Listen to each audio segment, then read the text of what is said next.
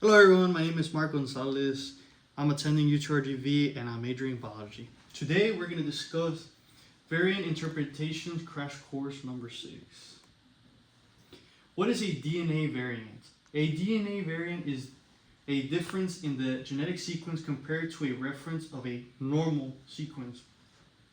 It represents an alteration in the DNA that can range from a single base pair change to larger chromosomal rearrangement.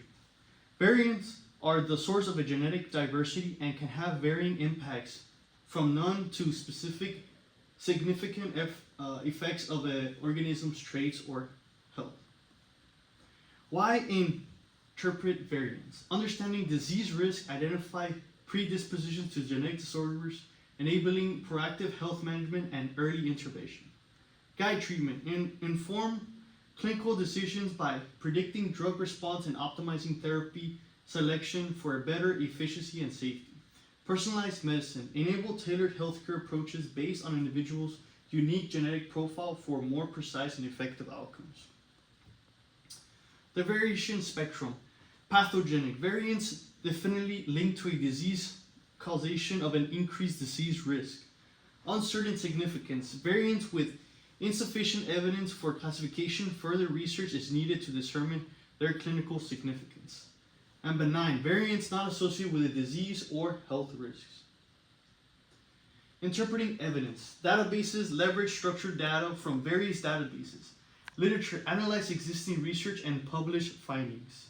Functional studies, examine results from experimental and functional analysis. Classification criteria, standardized guidance such as those provided by the ACMG, American College of Medical Genetics and Genomics, are crucial for consistent classifying and interpreting findings, particularly in areas like genetic variant analysis. Purpose, to ensure reproduce reliable classification of genetic variants, e.g. pathogenic and benign, based on established evidence. Evidence types. Criteria typically incorporate various lines of evidence such as population frequency, functional studies, and segregation data and computational predictions. Standardization provides a common language and framework for research, clinicians, and diagnostic laboratories, reducing ambiguity and improving patient care. ACMG example. The ACMG guidelines offer a robust framework for assessing genetic variants, utilizing a point-based system or predefined rules to categorize variants according to their likelihood of causing diseases.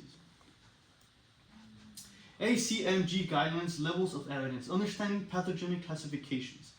Pathogenic P, classification based on a combination of evidence categories.